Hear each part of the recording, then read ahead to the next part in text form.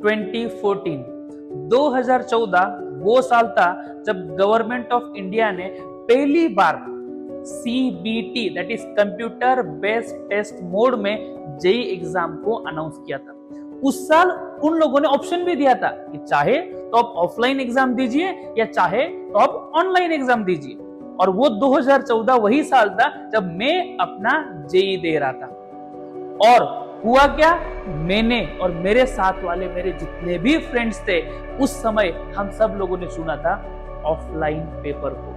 हाँ dear NEET aspirants, मैं सुजीत निकम आज आपके लिए लेके आया हूं कि जो एनटीए ने सीबीटी मोड में नीट अनाउंस किया है उसके हमारे लिए क्या क्या चैलेंजेस हो सकते हैं, किस केस में वो आपके लिए एक डिजास्टर बन जाएगा। लॉजिकली आपको ये भी प्रूव कर दूंगा कि नेक्स्ट ईयर से नीट के पेपर की डिफिकल्टी का लेवल क्या रहेगा, एंड एंड में आपको बताऊंगा कि कैसे हम लोग उसके लिए प्रिपेयर रह सकते हैं, हमारा अप्रोच, हमारा स्ट्रेटेजी क्या होनी चाहिए। तो चलो शुरू करते हैं। अब जब सीबीटी मोड अनाउंस किया गया था ना डियर स्टूडेंट्स, बच्चा लोग, वो अनाउंस किया गया था किसी अच्छे रीजन के लिए। हमारा मेन रीजन उसके पीछे ये था कि अब से कोई पेपर लीक होगा नहीं, exam will be completely fair. आपका जो नीट पे जो ट्रस्ट है वो ट्रस्ट मेंटेन रहना चाहिए, आपका जो भरोसा है इस सिस्टम पे वो सिस्टम पे भरोसा रहना चाहिए, so that exam will remain fair. Second most important benefit क्या है कि जब आप OMR फिल करते हो, जब आप बबल्स फिल करते हो, तब कई सारे एरर्स कर बैठते हो। 7th की जगह पे 8 को भर देते हो, A की जगह पे B को भर देते हो, और इसमें आपके कई सारे मार्क्स चले जाते हैं। मैंने तो ऐसे बच्चों को देखा है जिन्होंने 20-25 मार्क्स गवा बैठे हैं OMR एरर के चक्कर में।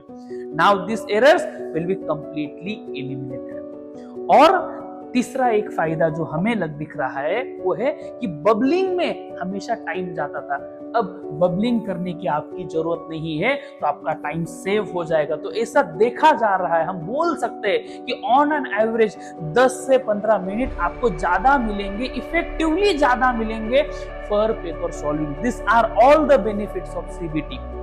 बट ये सीबीटी जो है अपने साथ कई सारे चैलेंजेस लेके आया है। भाई पेपर हाथ से पलटने में जो मजा है, जो फील है, वो कंप्यूटर के स्क्रीन पे देखने से नहीं मिलेगी, और इसीलिए चैलेंजेस आ रहे हैं। और सबसे पहला चैलेंज यही है कि पेपर का फील ही आपको आएगा नहीं। जब मेरे सामने 10-20 पन्नों का पेपर होता है, मैं जब उसको 4-5 पन्ने पलटूं, 10-15 क्वेश्चंस देख लूं, तो मुझे पता चल जाता है कि भाई फील मतलब लेवल का फील, कि क्या लेवल है पेपर की, इजी है, मॉडरेट है, डिफिकल्ट है। अब यही फील लेने के लिए स्क्रीन पे आपको कम से कम 20 क्वेश्चंस को देखना पड़ेगा।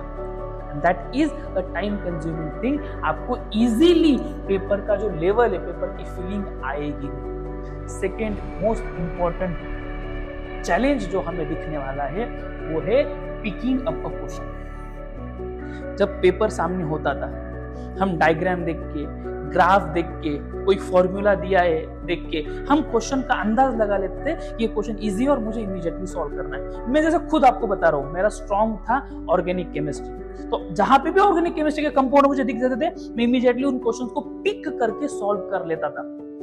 अब क्वेश्चन पिक करने के लिए आपको हर क्वेश्चन को ओपन करना ही पड़ेगा स्क्रीन पे।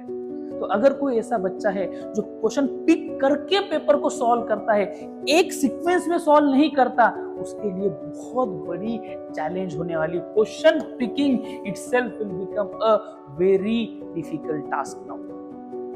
अब बहुत सारे टेक्निकल टर्म्स भी आएंगे। टेक्निकल टर्म्स मतलब क्या, आप बोल सकते हैं सेव एंड नेक्स्ट, जैसे ये एक टेक्निकल टर्म हो गया।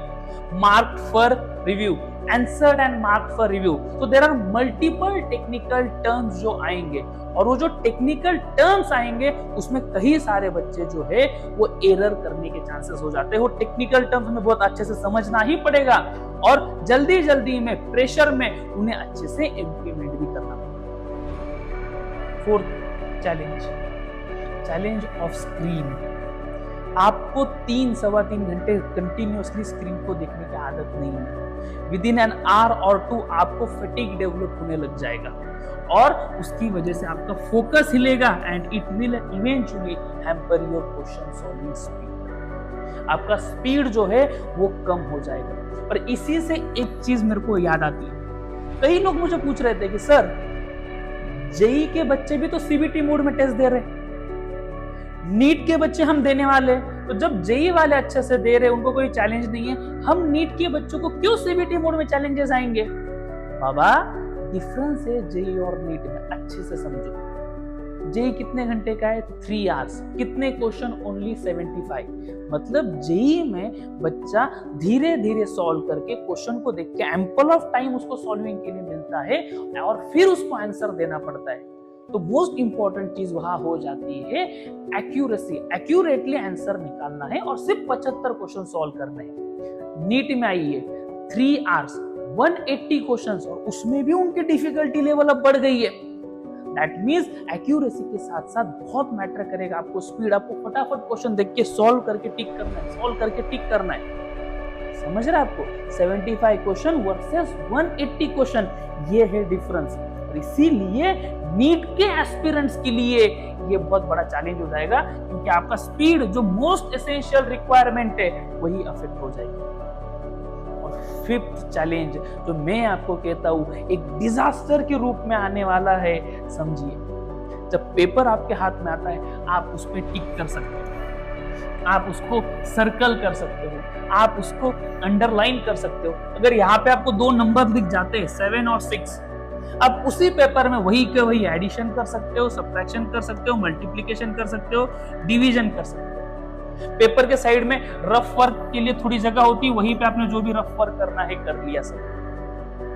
ये सारी चीजें आप स्क्रीन पे कर सकते हो? एब्सोल्युटली नहीं। तो अब आपको स्क्रीन पे कोई भी ऑपरेशन अगर परफॉर्म करना है तो आपको वो डाटा, वो चीज नोट डाउन करनी पड़ेगी पेपर में और फिर सॉल्व करना पड़ेगा।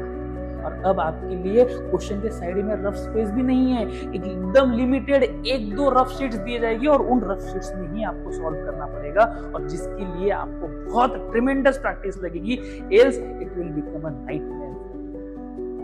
यस डियर स्टूडेंट्स, ये जो नीट एग्जाम का सीबीटी मोड है ना, ये हमारे लिए बहुत बड़ी चैलेंज बन चुका है।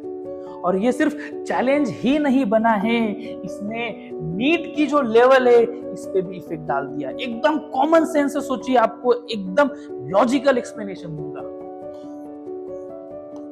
20 लाख प्लस बच्चे जो है, 20 लाख बोल सकते हैं, 20 लाख प्लस बच्चे जो है वो नीट देने वाले हैं। इंडिया में ऑपरेशनली पूरे 20 लाख बच्चे एक साथ नीट दे, ये पॉसिबल ही नहीं।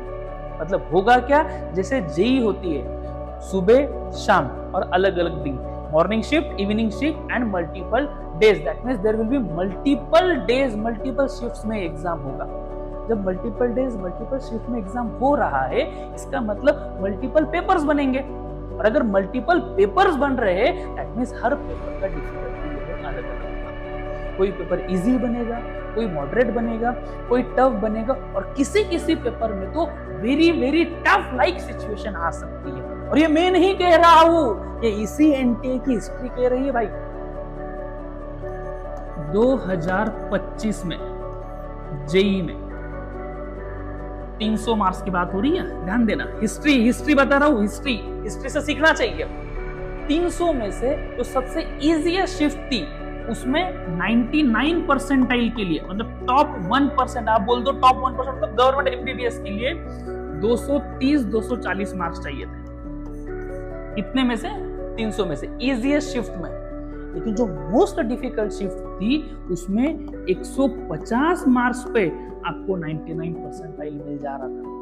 मतलब इस 300 मार्क्स के पेपर में ही आप देख रहे हो अराउंड 80 से 90 मार्क्स का डिफरेंस आ जाता है वेरी डिफिकल्ट और इजी शिफ्ट में। तो सोचो आपका नीट 720 मार्क का है तो कट ऑफ कितना वेरी हो सकता है।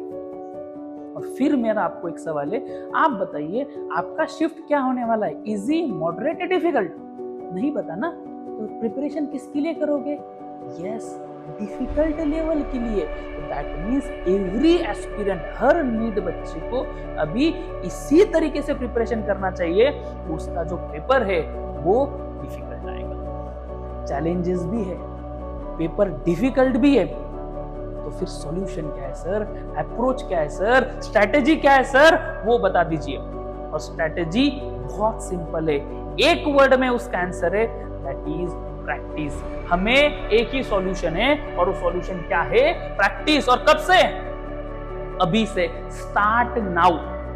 आज से आप जितने भी जिस भी कोचिंग में हो, जिस भी टेस्ट सीरीज में हो, जो भी चीज आप दोगे, जो भी टेस्ट आप दोगे, ट्राई करना कि आज से फ्रॉम नाउ ऑनवर्ड्स उसको सीबीटी मोड में ही आप दो, नाउ ऑनवर्ड्स। लेकिन ये जो टेस्ट 15-20 दिन बाद होते हैं, इनसे काम चलेगा नहीं। आपको अपने आप को प्रॉमिस करना है कि you will practice daily, at least मैं आपको बोल रहा हूं, at least 15 to 20 questions in CBT mode daily.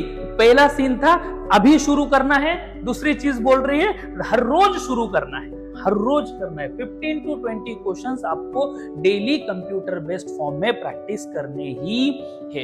And बहुत इंपॉर्टेंट चीज है, जब भी आपका कोई लीजर टाइम है, जैसे आप खाने के बाद थोड़ा चल रहे हो, थोड़ा रिलैक्स कर रहे हो वगैरह, तो आपके जो मोबाइल में जो एप्स है उसमें कई सारे क्वेश्चंस होते हैं प्रैक्टिस करने के लिए, उन क्वेश्चंस को प्रैक्टिस करिए। फिर से रिपीट करो, सिंपल स्ट्रेटेजी, प्रैक्टिस करनी है कब से? शुरू करना है आज से ही, डेली करना है और आपके लीजर टाइम को भी यूटिलाइज करना है। और जब ये सारी चीजें आप कर लोगे ना डियर स्टूडेंट्स, फिर आपका काम हो जाएगा। क्यों? आप स्क्रीन के साथ अकस्टम भी हो जाओगे।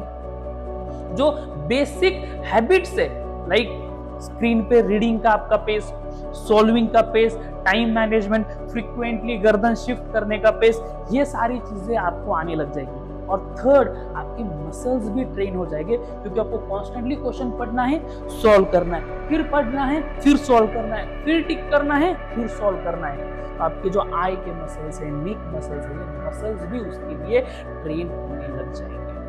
तो start practising from now itself dear students.